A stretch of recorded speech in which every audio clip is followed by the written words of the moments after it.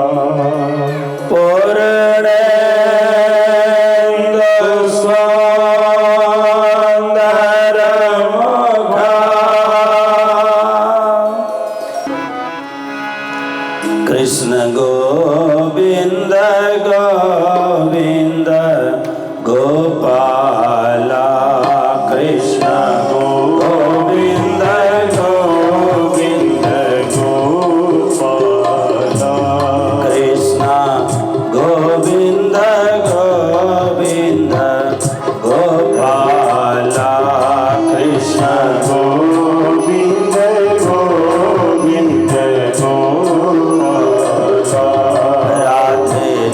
गोविंद गोविंद गोपाला, राधे गोविंद गोविंद गोपाला, राधे गोविंद गोविंद गोपाला, राधे गोविंद गोविंद गोपाला। भज मुराले मनोहर नंद लाला, भज मुरली मनोहर नंद लाला, भज मुराले मनोहर नंद लाला, भज मुरली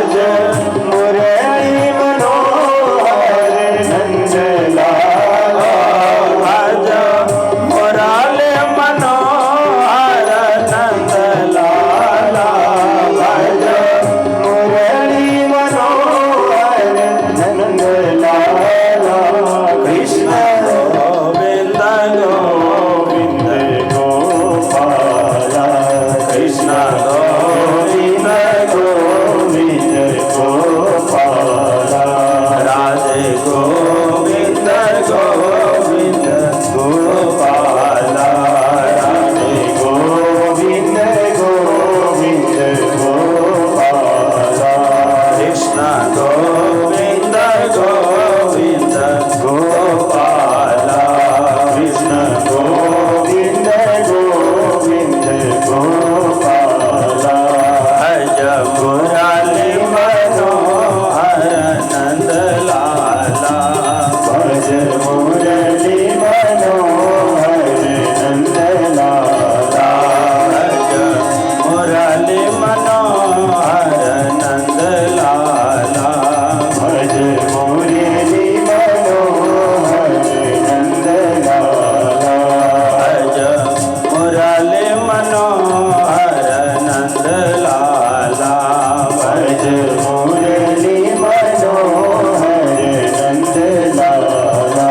भज मुरली मनोहर नंद लाला भज मुरली मनोहर नंद लाला भज मुरली मनोहर नंद लाला। श्री शुक उवाच भर्याने सते प्रश्नः कृतो लोकहितं नृप आत्मवेत्सम्मतः पुंसाम् श्रोतव्यादिषु यः परः श्रोतव्यादीनि राजेन्द्र नृणां सन्ति सहस्रशः अपश्यतामात्मतत्त्वं गृहेषु गृहमेधिना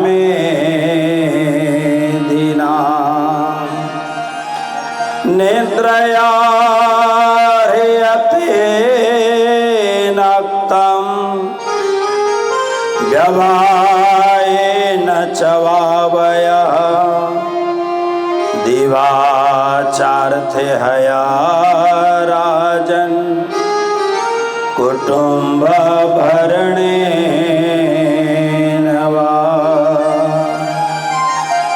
वर्याने सते प्रश्नः कृतो लोकहितं नृप।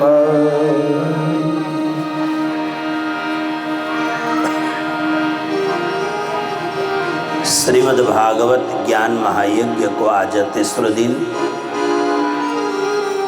रयो सुंदर श्रीमद् भागवत को पावन प्रसंग में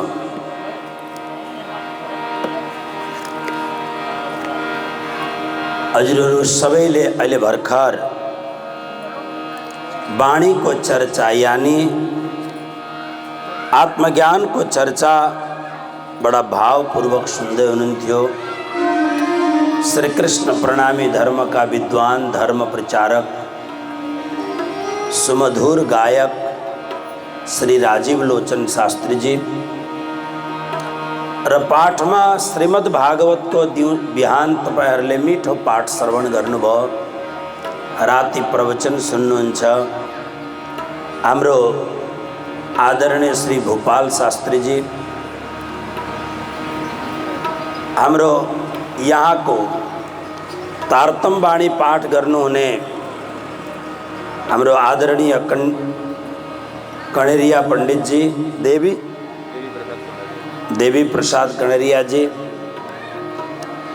र हाम्रो संपूर्ण कलाकार वृन्दहरू जसको अगुवाई हाम्रो भाइ श्री हेम प्रकाश खनालजी गर्दै हुनुहुन्छ, सङ्गीतको सबै टिम र साथमा श्री कृष्ण प्रणामी सेवा समिति जो हाम्रो नेपालको अध्यात्म सङ्गठनको एउटा बहुत ठुलो धेरै सम्प्रदायहरू भए तापनि श्री कृष्ण प्रणामी सेवा समितिले सम्पूर्ण नेपालमा अध्यात्म सङ्गठनको एउटा ठुलो छाताको रूपमा काम गरेको छ र त्यसको हाम्रो बिर्तामोड श्री कृष्ण प्रणामी सेवा समितिको अध्यक्ष श्री हरिप्रसाद कणरियाजी र यो घरको त अत्यन्त आदरणीय व्यक्ति हुनुहुन्छ, किनभने संसारमा जुवाई भनेको बहुत ठुलो आदरणीय व्यक्ति हो। र हाम्रो श्री हरिप्रसादजी एकपल्ट सबैलाई प्रणाम त गर्नुहोस्, सबैले चिन्नुन्, जोरदार ताली बजाएर हजुरहरूले स्वागत गर्नुहोस्। यति ठुलो कार्यक्रम हिजो अस्ति भर्खर तपाईहरुले बिर्तामोडमा देख्नुभयो। एउटा व्यक्तिले पैसा भएर मात्र हुँदैन, आँट पनि गर्नुपर्दछ। ठुलो कार्यक्रम गर्नुभयो। कार्यक्रम ठुलो भए तापनि सबै आइपुग्छन् आइपुग्दैनन्, त्यसमाथि पनि ठुलो एउटा भर पर्दछ। तर हाम्रो आदरणीय श्री हरिप्रसादजीको कार्यक्रममा बिर्तामोडमा लगभग श्री कृष्ण प्रणामी धर्मका सर्वोच्च स्थानबाट सबै महापुरुषहरू, गाउँ-गाउँबाट, नगर-नगरबाट सबै आदरणीय सन्त विद्वानहरू, धर्म प्रचारकहरू र लगभग मैले कहिल्यै नदेखेका सुन्दर साथहरू जो हाम्रो यो मधेसी बेल्टमा छन्, बसको बस हाम्रो सुन्दर साथहरू त्यहाँ आएका थिए। यो बहुत ठुलो यशपूर्ण कार्यक्रम गर्नुभएको र अहिले उहाँ सद्गुरु सेवा सदनको अध्यक्ष पनि हुनुहुन्छ र विशाल कार्यक्रम भएको छ। श्री कृष्ण प्रणामी धर्मको नै एउटा महानतम इतिहासमा एउटै व्यक्तिले एकैपल्टमा 1 करोड भन्दा धेर दान दिने मान्छे पनि बहुत थोरै छन्, लगभग छैनन् भन्दा हुन्छ। नेपालीमा त बिल्कुल छैनन्। र सद्गुरु सेवा सदनमा मैले सुने अनुसार, जाने अनुसार हाम्रो श्री हरिप्रसादजीले आफ्नो तर्फबाट, व्यक्तिगत तर्फबाट, आफ्नो कोषबाट, आफ्नो घरको थैलीबाट 1,01,51,000 रुपियाँ दिनुभएको छ। यसका लागि पनि एकपल्ट ताली बजाउनु।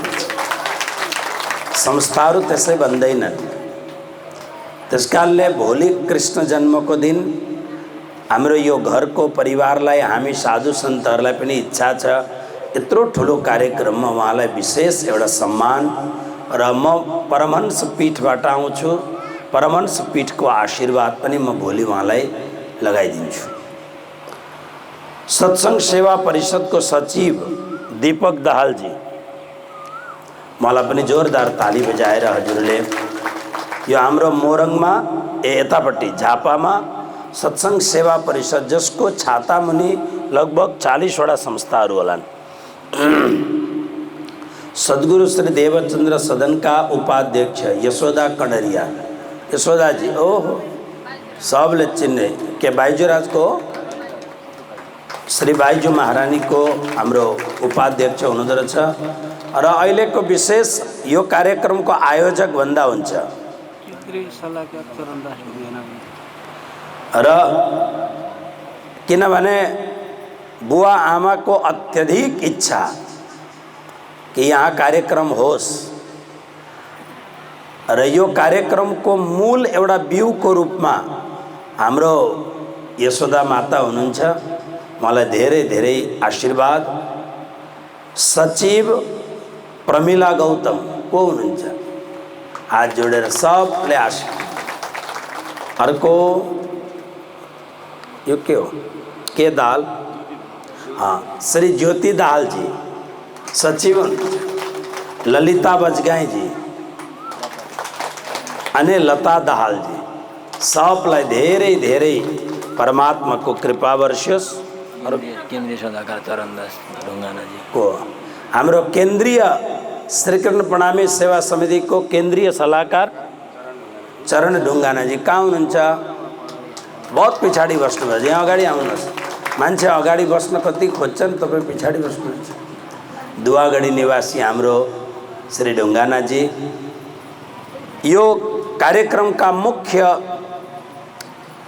हाम्रो यो कार्यक्रमका मुख्य आयोजक वीर बहादुर विष्ट बुवा। बुवा तपाईले पनि यत्रो उठ्नु त, सबैलाई प्रणाम भन्नुहोस् त, जोरदार ताली बजाएर स्वागत गर्नुहोस् त। र उहाँकी धर्मपत्नी हाम्रो आमा लक्ष्मी माया विष्टजी कहाँ हुनुहुन्छ माता? सबैलाई प्रणाम भन्नुहोस् ल।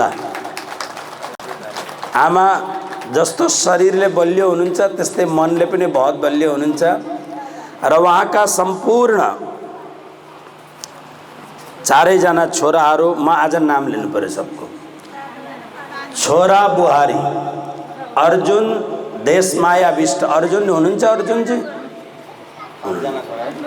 छोरा बुहारी जो आउँछ यसो उठिदिनु, म चिनु कम से कम। मेहरमान रीता विष्टजी वहाँ पछाडिपट्टि हुनुहुन्छ, जोरदार ताली बजाएर। अच्छा माता वहाँ। छोरा अर्को चित्र बहादुर विष्ट कहाँ हुनुहुन्छ चित्र बहादुर जी?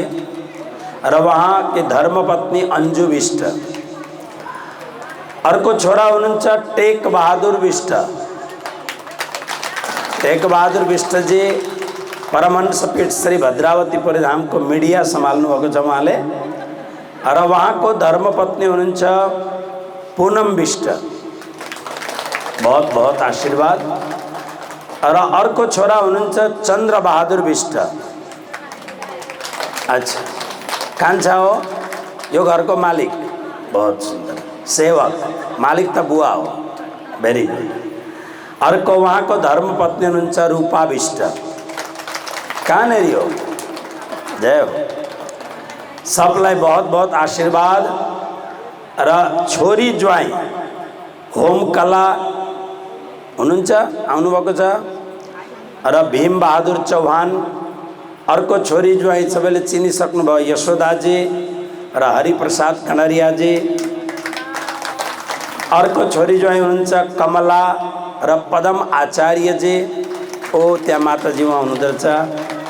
अर्को छोरी ज्वाइँ हुनुहुन्छ चन्द्रा कमल बस्नेत। बहुत बा आमै त बहुत धनी हुनुहुँदो रहेछ। 2 जना, 9 जना नाति, 10 जना नातिनी, 5 जना पनाति, 6 जना पनातिनीहरू, सम्पूर्ण विष्ट परिवार। र साथमा नजिकबाट टाढाबाट आउनुभएका अत्यन्त आदरणीय सुन्दर साथजी, परब्रह्म परमात्मा सच्चिदानंद घन परमात्मा का अत्यंत आस्थापूर्ण श्रद्धालु भक्तवृन्द सबैलाई श्रीमद् भागवतको यो महत्तम व्यास गादीबाट सबैलाई कोटि कोटि प्रणाम। जय श्री कृष्ण भन्नुहोस् त।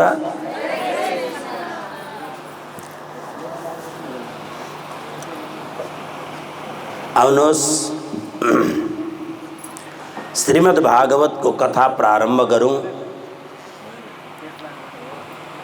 परमात्मा हाम्रो के अरे दिव्य दर्शन है ना बाबू, दिव्य दर्शन को प्रोप्राइटर जो संचालक हुनुहुन्छ उहाँको भर्खर 15-20 मिनट अगाडि फोन आएको थियो हाम्रो मणि पाण्डेजी, र उहाँले आफ्नो प्रतिनिधि पठाउनु भएको छ। के नाम हो बाबू?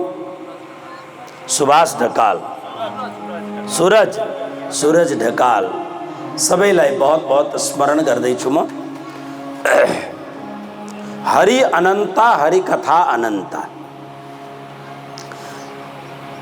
परमात्मा अनंत हुनुहुन्छ, परमात्मा को कथा अनंत छ। बहुत विशद श्रीमद् भागवत में वर्णन छ लाखों वर्ष को उमेर पाइयोस्, सुन्ने वाला हजारों हजारों कान हुन् अनि भन्ने वाला स्वयं हजार मुख भएका अनंत श्री भगवान शेषले श्री भगवान को गुणानुवाद को वर्णन गर्दाखेरि पनि भगवान को गुणानुवाद गरेर पनि सकिँदैन अनि सुनेर पनि सामर्थ्य सकिँदैन। हरि अनन्त, परमात्मा अनन्त हुनुहुन्छ, ऐश्वर्यशाली हुनुहुन्छ। परमात्मा अनन्त हुनुहुन्छ, परमात्मा को लीला अनंत छ, यो ठीक छ। तर यदि त्यो अनंत परमात्मा को, परम ऐश्वर्यशाली परमात्मा को अलिकति कुरो मात्र हाम्रो जीवनमा आउन सक्यो भने हाम्रो जीवन त्यो अलिकति परमात्मा को कृपाले हाम्रो जीवन अत्यंत मग सुगन्धित हुन्छ, आनन्दित हुन्छ हाम्रो। त्यसकारणले जहिले पनि भगवान को कथा श्रवण गर्नका लागि हामी आमन्त्रित हुन्छौं। हामी कोशिश गरौं परमात्मा को कथा हामी सुनौं। परमात्मा को कथा सुन्नको लागि अभ्यास पनि हुनुपर्दछ, बहुत अभ्यास हुनुपर्दछ। यसमा धेरैवटा कुराहरू छन्, किनभने हाम्रो आजकल कथा गर्ने परम्परा अलिकति भिन्न भयो। पहिले मैले जब 30-35 वर्ष अगाडि भागवत सुरु गर्दा त्यतिखेर हामी बिहान लगभग 3-4 घण्टा, दिउँसो 3-4 घण्टा अनि राति 1 देखि 1.5 घण्टा महात्म्य को कथा गर्दा बल्ल श्रीमद् भागवत को कथामा मेलोमेसो लाग्थ्यो। अब समय को पाबन्दीले गर्दाखेरि हामी एक समय कथा गर्छौं आजकल। अब त्यो एक समय को कथामा पनि विशुद्ध श्रीमद् भागवत को कथा हुँदाखेरि 4 घण्टा को समय प्राप्त हुन्छ। त्यसमा अब अरू धेरै ताना बाना लगाएपछि यसमा पनि बाँडचुँड गरेर खानुपर्छ। तसर्थ थोरै समयमा परमात्मा को कथा हुँदाखेरि हामीले अत्यन्त सावधान भएर, सचेत भएर, योगयुक्त भएर कथा श्रवण गर्नुपर्छ। तपाईहरुले लगभग जो प्रणामी परम्पराबाट श्रवण गर्दै हुन्छ तपाईहरुलाई थाहा छ, हाम्रो यो सम्प्रदायको सखी भावले भजने यो जुन सम्प्रदाय छ यसका परम आचार्य, प्रथम आचार्य सद्गुरु श्री निजानंद स्वामी श्री देवचंद्र जी महाराज, जसको नामले यो बिरतामोड को करोड़ों रुपया को लागत में सदन बनिरहेको छ, देवचंद्र जी महाराज। सद्गुरु सदन मतलब देवचंद्र जी सदन। वहाँ को जीवन को 40 वर्ष को इतिहास में 40 वर्ष पछि को जुन वहाँ को छ त्यो प्रचारक सद्गुरु भएर काम गर्नुभयो। धर्म को प्राप्ति, परमात्मा को प्राप्ति सम्बन्ध वहाँ को 40 वर्ष को उम्र थी। 40 वर्ष के उम्र में हक्के दियो दीदार, 40 वर्ष को उम्र से त्यो 40 वर्ष में अंतिम को 40 वर्ष को वहाँ को समय श्रीमद् भागवत को श्रवण, मनन, चिंतन र निधिध्यासन में गएको छ। त्यसकारणले यो जुन ग्रंथ को पाठ हुँदैछ यसमा प्रकाश हिंदुस्तानी को अंतिम प्रकरण को एउटा चौपाई छ। 14 वर्षलो निष्ठाबंध वचन ग्रहे सारी सनंद, कई जप तप किए व्रत नेम, सेवा स्वरूप स्नेह अति प्रेम। परमात्मा कसरी पाइन्छ? हामी कस्तो सोच्दछौं भने भोज खाँदा खाँदै, गाउँदा गाउँदै, नाच्दा नाच्दै, संसारको मौज मस्तीमा अल्मलिँदै परमात्मा हामीले पाउँछौं भन्ने हामीलाई मनमा त्यस्तो भाव हुन्छ। तर गुजराती में एउटा शब्द छ, प्रभु पढ्यो छे क्या रस्तामा। परमात्मा कुनै बाटोमा पाइने चीज होइन कि जस्तो चारालीबाट यता भद्रपुर आउँदाखेरि निगुरो टिपेर राखेको हुन्छ, एउटा मुठो निगुरो टिपेर लिएर आउँदाखेरि किन्दाखेरि पाइहालिन्छ। परमात्मा त्यो कुरो होइन। कोही कोही बेला अनन्त अनन्त जन्मसम्म पुरुषार्थ गर्नुपर्छ र कोही कोही बेला कुनै सद्गुरुको सहयोग प्राप्त भयो भने एउटै जीवनमा पनि परमात्मालाई पाउन सकिन्छ। तसर्थ परमात्मालाई पाउनका लागि सबैभन्दा पहिलो सन्दर्भ हो यो परमात्माको कथाको श्रवण गर्ने। श्रीमद् वल्लभा चैतन्य महाप्रभु भन्नुहुन्थ्यो, यदि भगवत भक्ति हृदयमा प्रवेश गराउन छ भने प्रतिदिन 16 मालाको जप गर्नुपर्छ। 16 मालाको जप गर्दा घण्टौं बित्छ। श्रीमद् वल्लभाचार्यजी नाम गरेका पुष्टिमार्गी सम्प्रदायका आचार्य अनुभव उहाँले के भन्नुहुन्थ्यो भने एक क्षण मात्र पनि कृष्णको विस्मरण भयो भने मेरो मृत्यु भयो जस्तो अनुभव गर। एक क्षण मात्र पनि परमात्मालाई नछोड। त्यसकारणले श्रीमद् भागवतको कथा अर्थात् सत्संग यो बडा सौभाग्यले प्राप्त हुन्छ। रामचरितमानसको एउटा चौपाईमा त्यहाँबाट आजको सत्संग सुरु गरौँ। रामचरितमानसको सुन्दर चौपाई छ। यो कथा के हो? कथा व्यथा होइन, व्यथालाई मुक्त गर्ने चाहिँ। कोही कोही बेला कथा हामीलाई व्यथा लाग्दछ। मैले हिजो एउटा उदाहरण दिइरहेको थिएँ। राति सुत्दाखेरि झप्पै निन्द्रा लाग्यो र मजाले निदाइयो र एकै निन्द्रामा बिहान उठ्यो भने कति आनन्द आउँछ। रात्रि 6 घण्टा 7 घण्टा एउटै निद्रामा साफ बिहान उठेर यसो हेर्दा चङ्ग भएको हुन्छ, आनन्द भएको हुन्छ। राति निन्द्रा खोलियो 11 बजीतिर अनि त्यसको पछि निन्द्रै लागेन भने पुरा रात कसरी बित्दछ? यता पल्ट्यो उता पल्ट्यो, यता मोबाइल खेलायो उता। हेर्नुहोस्, राति बिउज्यो भने मोबाइल कहिले पनि नचलाउनु। मोबाइलको स्क्रिनले झन् आँखा बिग्रिन्छ, झन् निद्रा खतम हुन्छ।